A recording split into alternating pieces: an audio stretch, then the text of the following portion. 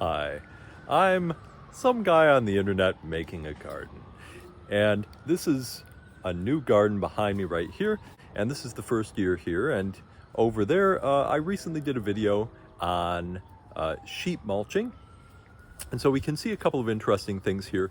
That video was shot in a Zone 1 garden. It's a little bit further along. This is going to be a Zone 3 garden that's primarily going to be annuals this year, transitioning to a mixed annual perennial system. And so, as you can see, it is just mostly cardboard down. It never got mulch on top of this sheep mulch. So the cardboard has been here since fall for the most part, at the same time as the other garden. And this gives us an interesting opportunity to check out and learn a couple of things. Now, the biggest thing to learn is that, as you saw in the previous video, all of the cardboard had deteriorated underneath the deep mulch. Just in real time, in another spot. I don't know what's going on in here, but let's find out. Yeah. It looks like at this point you can see a little bit of cardboard still barely there. Look at that.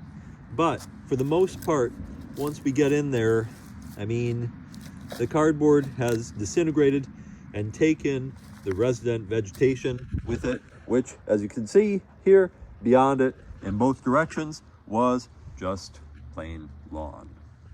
Meanwhile, in these beds that didn't have deep mulch on top of them, there we got to see, because the wind blew off some of the cardboard, so you can see underneath it, the grass is definitely blanched under there. It's dying, but it's not dead. Whereas in the other video, all of the grass was completely gone. There was no grass left because of the deep mulch, and also the cardboard was all gone too. So a couple of things apparently need to happen for this to work. There needs to be a deep enough layer of mulch on top of the cardboard that forces contact, and it looks to me like in a lot of cases, if there's only a thin layer, enough light can penetrate through that there's a little bit of photosynthesis going on, and that keeps the grass from being completely weakened and breaking down and turning into worm food. So again, this might show us that if we do a sheep mulch and we put the cardboard layer on top, it doesn't break down. It probably disrupts airflow and water flow and may turn the soil hydrophobic. Okay, so while we're at it, why don't we talk about a couple of other sheep mulching patterns that help make sheep mulching work. Number one, sheep mulching for weeds.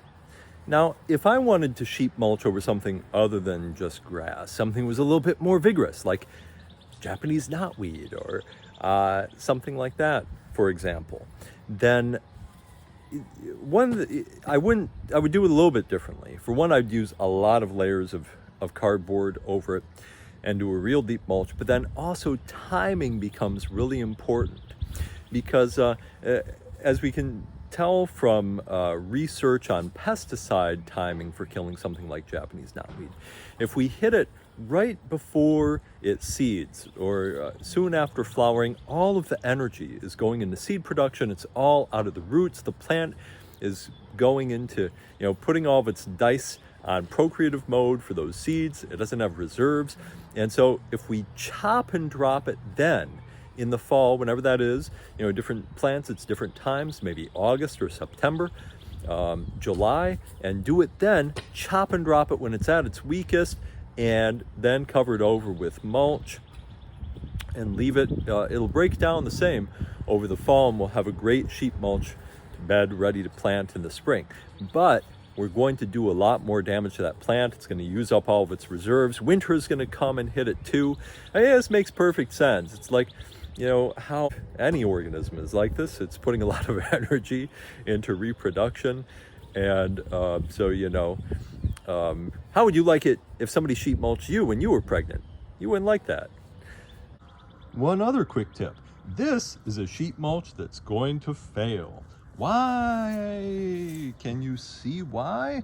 What's going to happen to this sheep mulch if I just put down a bunch of mulch over top of it and maybe throw this nurse log here on the edge?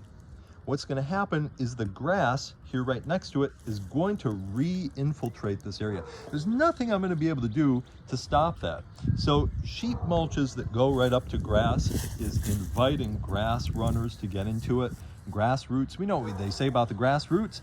That's us, you know, the permaculture grass roots, and we're really annoying to people who are trying to control society. And if you're trying to control the society of your garden, those grass roots are going to be really annoying. So you got to keep them out of the garden. And so we have to have a strategy for doing that. In this garden, here's the strategy for doing that. That's my sister working on implementing the strategy. So what we have here is a line of what's going to be fortress plantings. In this case, Jerusalem artichokes and some other vigorous things that are going to keep the grass from encroaching into the eventual sheet mulch. All the grass in between here where the Jerusalem artichoke line is going to be and down there is going to be covered, so there's going to be no grass left. And these Jerusalem artichokes and other fortress plantings along the edge are going to be great for keeping out all of the grass roots. Which brings us to kind of a final tip, which is that whenever I'm starting a garden, there's no one correct way to start a garden. It's all going to be a mix.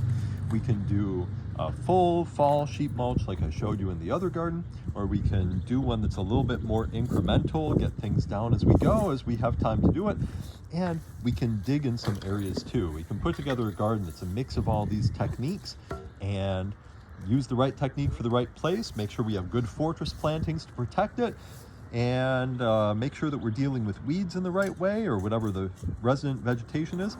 And then, you know, sheet mulches can be a great solution for starting a garden. And this is just a little bit for posterity here, to be able to look back later and see this. A lot of this area in the Zone 3 garden is just really pure clay. I was doing a ribbon test on a lot of it, and it just ribbons forever. You can kind of see some of the clay content in this. So it appears that this is just some sod that's growing right over completely eroded topsoil, and there's nothing left but this pure clay. We can't even separate out the soil from the sod because it's just solid clay in there. So we're gonna, but remember, composted clay sod is probably about the best garden amendment there is, period. It's amazing stuff. It has amazing texture, amazing nitrogen content. It's beautiful to grow just about anything in. So we're going to kind of compost this sod in place to build a new garden. It's going to be amazing. So this is just kind of a little bit of a before video to document that. So there we go, just a couple of quick notes. And I'm told that videos need endings. So this is the ending of this video. Bye.